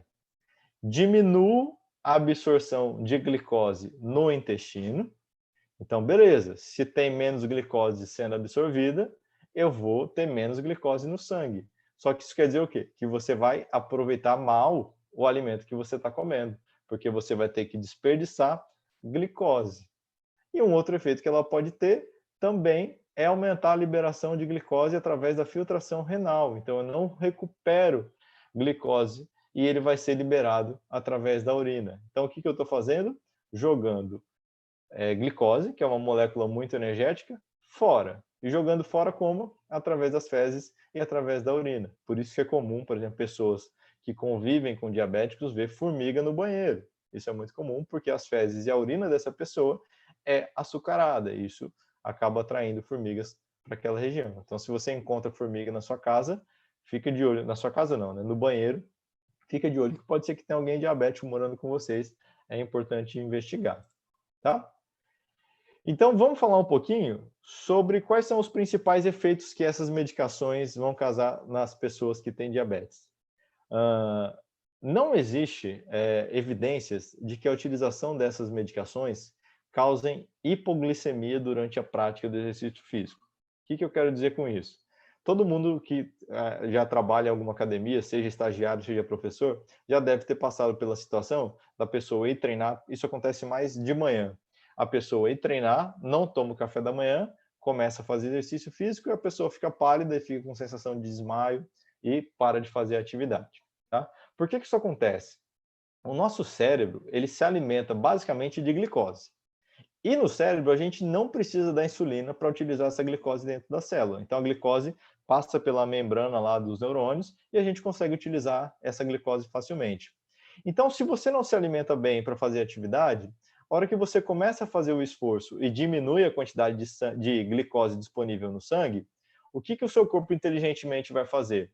Direciona esse pouco açúcar que você tem para os órgãos vitais. Então, vai para o cérebro, vai para o coração, e aí a gente tira sangue da onde é desnecessário naquele momento. Por exemplo, da pele. Então, se a gente não tem sangue da pele, ele ficando uma menor quantidade, a pessoa começa a ficar pálida. Por isso que ela fica com aquele aspecto bem esbranquiçado, os lábios roxos, né? O lábio cianótico. Então, isso acontece porque está faltando sangue naquela região. E por que a gente faz isso? Para proteger cérebro e coração, direcionando o sangue com glicose para essas regiões. Então, quando a gente tem a pessoa tomando metformina, tomando dapaglifosina ou liraglutida, a gente não tem evidências que a ação desse medicamento junto com a alimentação vá causar hipoglicemia. Então, a gente precisa ficar atento às medicações para outras doenças. Suponha que a pessoa é diabética e hipertensa, se ela toma, por exemplo, o atenolol lá, tem que tomar cuidado com o aumento da frequência cardíaca, que não vai acontecer. Mas em relação a isso, não tem muito problema. A gente tem que tomar cuidado com outras coisas relacionadas ao diabetes, que a gente vai falar agora. Muitas pessoas que têm, por exemplo, diabetes do tipo 2 há um tempo muito grande, normalmente têm uma resistência à insulina, produz muita insulina e desenvolve um quadro chamado de hiperinsulinemia.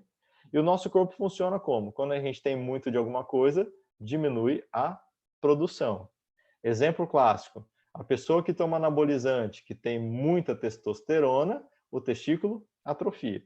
Então, pelo mesmo raciocínio, se eu tenho uma produção muito grande de insulina, o pâncreas vai diminuir a produção. Então, no longo prazo, a pessoa que tem diabetes tipo 2 diminui a produção de insulina e aí ela passa a ter que fazer injeções de insulina, e a gente tem vários tipos de insulina. Tem insulina de ação rápida, insulina de ação lenta, mas a ideia disso é o quê? Colocar a insulina para que ele facilite a captação da glicose que foi utilizada na alimentação, tá?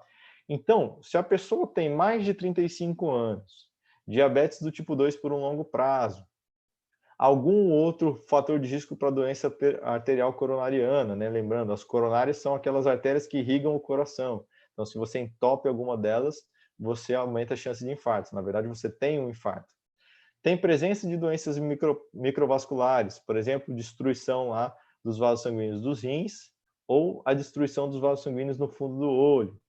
Doença vascular periférica, junto com a neuropatia autonômica. Então, a pessoa sente aquele formigamento. Quem conhece pessoas com diabetes vai se lembrar disso. As pessoas dizem que o dedo está dormente, tem dificuldade de sensibilidade nas extremidades, tem dificuldade de controlar a pressão. Às vezes, ela levanta muito rápido, sente tontura com certa frequência.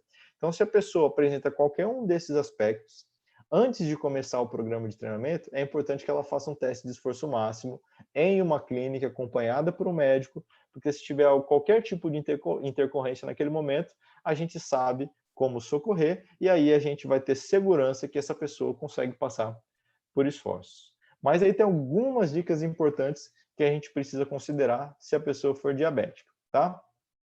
Primeiro delas, procurar se exercitar diariamente e de preferência no mesmo horário. Quem convive com pessoa diabética sabe que a rotina dessa pessoa é muito importante, porque ela tem momentos específicos onde ela vai fazer o uso da insulina, tem momentos específicos que ela precisa comer, e a pessoa que é diabética sabe a hora que ela precisa comer. Às vezes você vai ver, você está lá treinando uma pessoa que é diabética, ela eu preciso comer um docinho, e ela já tem lá na bolsa dela, lá no bolso, uma bala, por exemplo, que ela já consegue sentir que ela vai ter uma queda de glicemia, ela vai ter uma hipoglicemia. Então é muito importante a gente respeitar essa rotina do diabético, porque qualquer quebra de rotina pode levar a alguma intercorrência, tá? Outro ponto muito importante é que se você puder escolher, a pessoa deve treinar pela manhã. Por quê? a gente tem, após o exercício físico, um aumento da captação de glicose. E essa janela de captação de glicose pelo músculo se mantém aumentada por um período grande. Então, imagina o seguinte, se a pessoa é diabética e se exercita, por exemplo, às 10 horas da noite, quando der lá por volta da meia-noite, por exemplo, essa pessoa pode estar com uma captação de glicose aumentada no músculo. E se ela dorme com essa captação de glicose aumentada, ela pode entrar em uma hipoglicemia no meio da noite, entrar em coma hipoglicêmico e morrer dormindo por causa da realização de atividade física. Lembra aquilo que a gente estava comentando no começo? O exercício físico pode ser um remédio, mas ele também pode ser o veneno, dependendo da quantidade que é feito. Então, para a pessoa diabética, não é interessante. É claro que é melhor, se ela só tem o horário da noite para fazer, é melhor ela fazer à noite do que ser sedentária e não fazer. Mas, de preferência, se ela puder fazer pela manhã ou durante a tarde, é melhor, tá? E aí a gente precisa incluir exercícios de fortalecimento muscular, precisa incluir os exercícios de força. Por que eles são muito importantes? Já existem alguns trabalhos que mostram que durante o exercício físico a gente consegue fazer a captação de glicose independente da insulina. Então eu não preciso da insulina para fazer essa captação. E a gente discutiu o quê? O problema do diabetes é no músculo, o problema do diabetes não é no pâncreas. O problema do diabetes tipo 2, desculpa, né? O tipo 1 é no pâncreas, mas o problema do diabetes tipo 2, que é o mais comum, é no músculo. Então, se a gente tem mais músculo, a gente tem uma área maior de captação de glicose, e quanto mais músculo eu tenho, a chance de diminuir a resistência à insulina aumenta. Então, é muito importante que o diabético faça exercício de força regularmente, tá? E aí, eu queria falar com vocês alguns cuidados que a gente tem que ter durante a prática do exercício. Primeiro deles, se a pessoa faz utilização de insulina, ela não deve fazer esse exercício na janela de 2 horas após a aplicação. Por que isso é importante? Porque o exercício físico vai fazer com que a glicemia diminua. E se você faz isso junto com a ação da insulina, é quase certeza que você vai ter um episódio de hipoglicemia. Agora você, que é o personal trainer, não pode mudar o horário da aplicação da insulina dessa pessoa. Então, como que isso tem que ser feito? O profissional, o personal trainer, junto com o paciente, entra em contato com o endocrinologista que atende essa pessoa e informa para ela que os exercícios são realizados todos os dias em tal horário para que ele possa ajustar os horários de aplicação da insulina. Quem faz esse ajuste é o médico, não pode ser o profissional de educação física.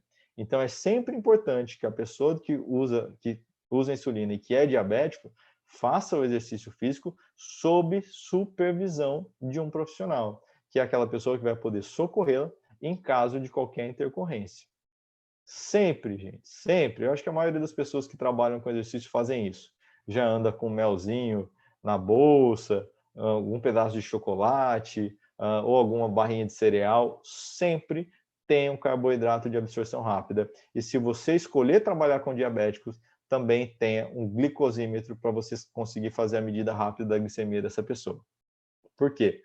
A partir do momento que a pessoa tem essa rotina de treinamento, ela passa a se conhecer e ela vai saber como se alimentar corretamente para não ter episódios de hipoglicemia durante a prática. Mas, principalmente no começo do programa de treinamento, isso é comum que aconteça. Onde eu vejo bastante, com certa frequência isso? Pessoas que passaram por cirurgia bariátrica, que ela ainda não aprendeu exatamente como comer e o que comer antes da prática de atividade física, porque ela tem uma alteração grande da dieta, e pessoas que fazem utilização de insulina. Então, no início dos programas de treinamento, é muito comum que isso aconteça. Então, se a pessoa utiliza insulina, não treinar nas 2 horas seguintes após a aplicação e sempre ter carboidrato de rápida absorção disponível para que, se a pessoa tiver algum tipo de intercorrência, ela consiga se alimentar através disso, tá? Isso é muito importante para a gente, tá? Outro ponto importante, a pessoa que tem diabetes, por passar a maior parte do tempo com a taxa de açúcar do sangue elevada, O nosso corpo detecta esse excesso de açúcar e aumenta a taxa de filtração do sangue. Então, ela produz mais urina. A pessoa que produz mais urina, esse é um sintoma chamado de poliúria, a pessoa que produz muita urina, e isso é muito característico do diabético. A pessoa que tem poliúria desidrata mais rápido, então é muito comum o diabético começar a ter sede, e a gente não pode esperar ele ter sede para se reidratar. Então, se a pessoa é diabética, tenha sempre próximo a ela a garrafinha de água para que ela possa manter a hidratação durante todo o treino, não esperando ter sede para poder tomar água, tá? Outro ponto importante, a gente viu lá nas noções de farmacologia que a gente tem várias vias de aplicação dos medicamentos. E uma delas pode ser a subcutânea, que é aquilo que acontece com a insulina. E aí eu comentei com vocês, o exercício, ele vai mudar a função de algumas partes do corpo naquele momento em que você está realizando. Então, imagina o seguinte, se a pessoa faz a injeção de insulina, por exemplo, subcutaneamente na perna, e vai fazer musculação para membros inferiores, o que vai acontecer naquela região? Você aumenta a quantidade de sangue que está sendo distribuída para aquela musculatura. Se eu tenho mais sangue, eu aumento a absorção da insulina e acelero a distribuição dessa insulina. Então, se eu aumentei a distribuição, o efeito dela vai ser mais rápido e aumento a chance de hipoglicemia. Então, se a pessoa vai fazer, por exemplo, um treino de membros inferiores, a insulina deve ser aplicada em região superior do corpo. Se ela vai fazer treino de membros superiores, a insulina deve ser aplicada na região inferior do corpo. Esse é outro cuidado muito importante, porque a distribuição sanguínea vai afetar diretamente o efeito que essa insulina vai fazer lá para frente. Tá? Então, veja, se o médico falar para vocês, ó, essa pessoa não pode ficar tanto tempo sem insulina, então ela não tem como fazer o treino somente 2 horas depois da aplicação de insulina. Vai ter que ter uma redução da dose. Então, vai ser aplicado de 30% a 50% dessa insulina, e se isso for utilizado dentro de 1 hora a 3 antes do exercício físico.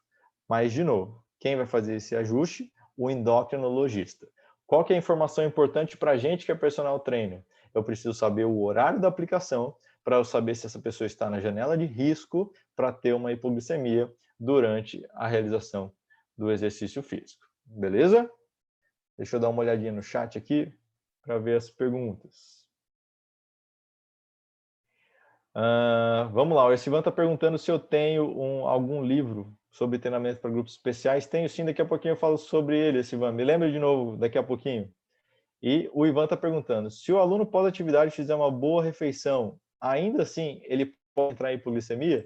Normalmente não, Ivan. Normalmente quando você tem a absorção de carboidrato, a digestão do carboidrato, ela já começa na boca, né? A gente tem a enzima pitialina, né, ou pepsina salivar, a amilase salivar, que vai começar a quebrar o carboidrato na boca. Então, quando a gente começa essa quebra na boca, já chega uma parte desse carboidrato digerido no estômago, e a gente já tem uma absorção, e a outra amilase, né, a amilase pancreática, vai ser liberada no intestino, e aí a gente consegue fazer a absorção rápida desse açúcar. Então, normalmente, a pessoa que se alimenta depois do treino não tem muito problema com hipoglicemia, não.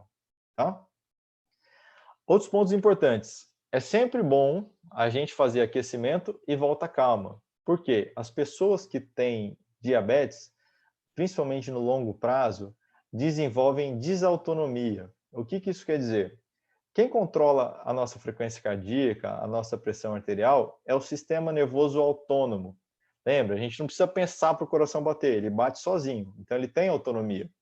Só que a pessoa que é diabética desenvolve doenças que atacam neurônios, que afetam o controle da frequência cardíaca. Então, muitas vezes, essa frequência demora para responder, tanto para aumentar no início do exercício, quanto para diminuir após o exercício.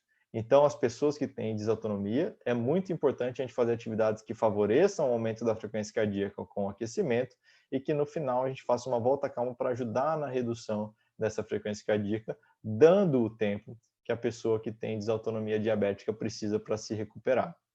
Tá? Importantíssimo, valorize sinais e sintomas anormais durante o exercício físico. Tá?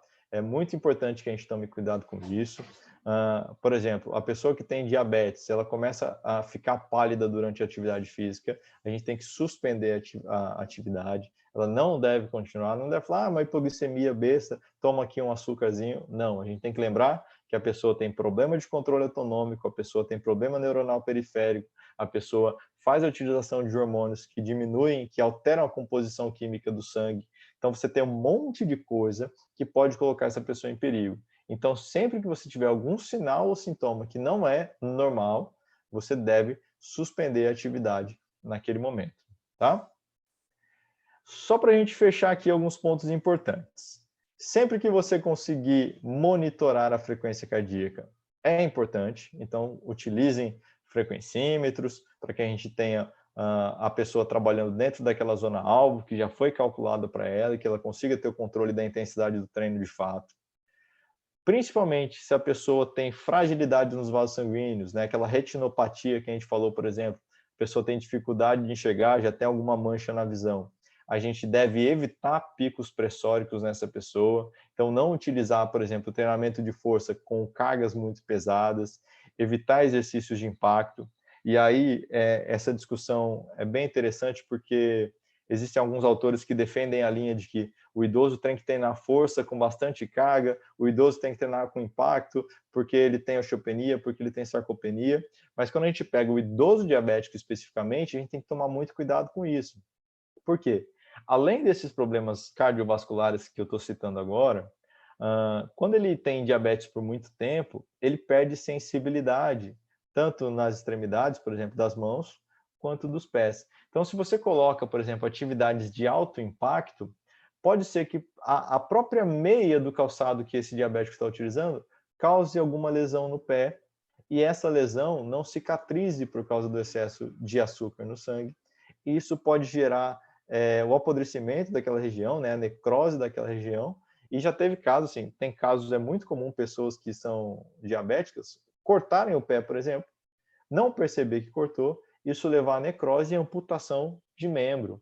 Ou muitas vezes também acontece uma unha encravada, que a pessoa não sente dor, gera necrose e amputa o pé por causa disso.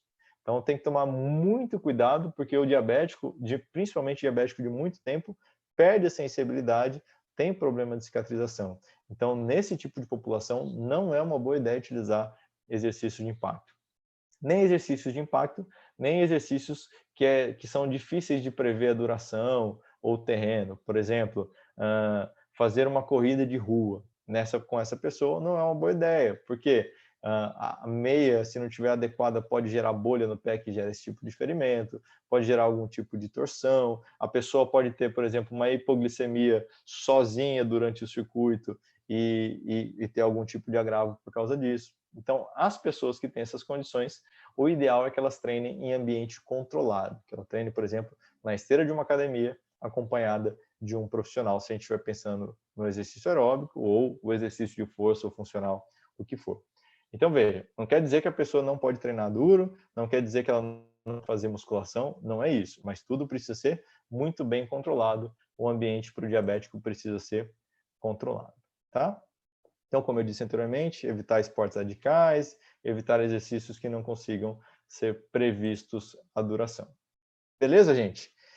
Então, pessoal, eu queria discutir esse ponto com vocês que eu acho muito importante, que eu sei que eu falei muita informação e é muito difícil a gente guardar essas informações, ainda mais quem não está acostumado com esse tipo de público, não está acostumado com os nomes das medicações que eu falei, tá? Mas se você é um personal trainer que pensa em trabalhar com populações especiais, isso aqui vai ter que fazer parte da sua rotina.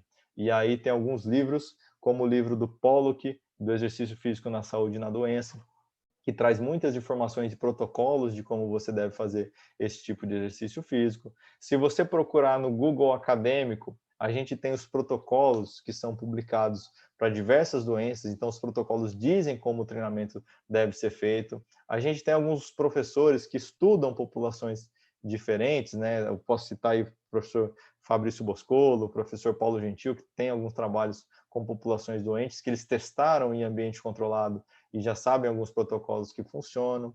Então, a gente tem vários locais que a gente consegue reunir informações sobre isso, mas eu acho que uma coisa que facilita muito é você trocar informações com outros profissionais que já atuam nessa área e trocar informações com profissionais de áreas complementares. Então, conversem com os fisioterapeutas, conversem com os nutricionistas, conversem com os médicos que passam esse tipo de medicamento. Conversem com farmacêuticos para vocês entenderem como o medicamento funciona, qual é o efeito que esse medicamento vai causar, para você conseguir imaginar, olha, se esse efeito for potencializado, vai acontecer tal coisa. Se esse efeito for inibido pelo exercício, eu vou ter tal tipo de problema e vai ter que ser realizado dessa maneira. Então, para a gente conseguir fazer isso, você precisa de um conhecimento profundo de fisiologia. Então, você volta lá no início do seu curso, lá no primeiro ano de educação física, e fala, ó, se eu não estudei direito fisiologia, eu vou ter que estudar agora. Para a gente conseguir compreender o que vai acontecer, eu preciso saber dessas informações. Beleza, galera? Vamos lá para as dúvidas? Deixa eu abrir aqui o chat. Podem mandar dúvidas, pessoal, que a gente vai abrir um espaço para a gente responder agora. Então, Ivan, pode procurar o livro do Pollock, chama-se Exercício Físico na Saúde e na Doença. Ele traz um conjunto grande de doenças, explica quais são as doenças, que medicamentos podem ser utilizados no tratamento. Então, isso nos ajuda bastante. Tá?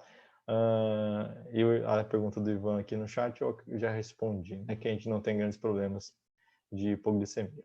Tá? Então, pessoal, podem mandar perguntas aí antes da gente encerrar. E aí eu queria trazer uma informação importante para vocês, tá? Que nós lá no Instituto IB estamos trabalhando aí nos últimos meses em uma pós-graduação que consiga trazer esse know-how prático para vocês, trazer boa parte dessa discussão que a gente fez aqui hoje, e é a pós-graduação em Fisiologia do Exercício e Biomecânica aplicada à saúde e grupos especiais. Então, eu, professor Vitor, sou coordenador dessa pós, e a pós vai funcionar com aulas digitais e presenciais. Então, a gente vai ter as aulas online, e as aulas presenciais vão acontecer em 4 capitais do nosso país. A gente vai ter turmas funcionando aqui em Aracaju, Sergipe, então o pessoal que é aqui do norte da Bahia, né? Lá eu vi pessoal de Paripiranga, a gente consegue fazer o deslocamento para cá e participar das turmas presenciais. E o que é mais legal? A gente vai ter aproximadamente 15 módulos nessa pós, e desses 15 módulos, só 3 vão ser presenciais, que são alguns módulos práticos. Então, os outros módulos são módulos online, onde a gente vai ter essa interação que a gente está tendo aqui agora, participando através do Zoom, tá? E além das turmas de Aracaju, a gente vai ter turmas acontecendo em Cuiabá, Maceió e Salvador. Então, a gente vai ter turmas acontecendo pelo Nordeste e pelo Centro-Oeste, tá? Se você ficou curioso, quer saber como é que vai ser, quem são os professores que vai participar da pós, tá aqui o site, tá? Do Instituto IB.com. Você pode entrar lá, tem todas as informações de ementa, quem são os professores, qual a duração do curso, valores, e aí a gente consegue essas informações todas lá nesse site. Então, beleza, pessoal? Então, muito obrigado pela atenção de vocês. Eu acho que acabei passando... não, deu certinho. Agora são 9h34, a minha ideia era fazer uma aula de mais ou menos 1h30. Normalmente eu passo nas minhas discussões. Muito obrigado. Está aqui o meu contato, vumelo@gmail.com, esse é meu e-mail. E eu tenho aqui no cantinho o meu Instagram, que é @drvitormelo. Se vocês quiserem, podem entrar comigo por lá, que eu sempre respondo vocês. Deixa eu ver as informações do chat aqui. Galera, valeu, Maxon, Ivan, Ícaro, muito obrigado pela presença de vocês. Aqui hoje em Aracaju, amanhã é feriado, então a gente está em plena véspera de feriado e tem bastante gente nesse momento. A gente tem 47 pessoas ao vivo participando dessa aula. Então, muito obrigado pela atenção de vocês. Estou à disposição. Muito obrigado, Zilane. Espero que tenha contribuído, espero que tenha gostado. Valeu, Fernandão. E eu estou à disposição de vocês, gente. Então, podem entrar em contato comigo, mandar e-mails, tirar dúvidas. Eu tenho também alguns materiais, alguns documentos que eu posso enviar para vocês. Então, é só entrar em contato com a gente, que a gente vai trocando uma ideia. Beleza? Valeu, Hernandes. Obrigado, Camila. Sucesso para vocês, gente. Valeu!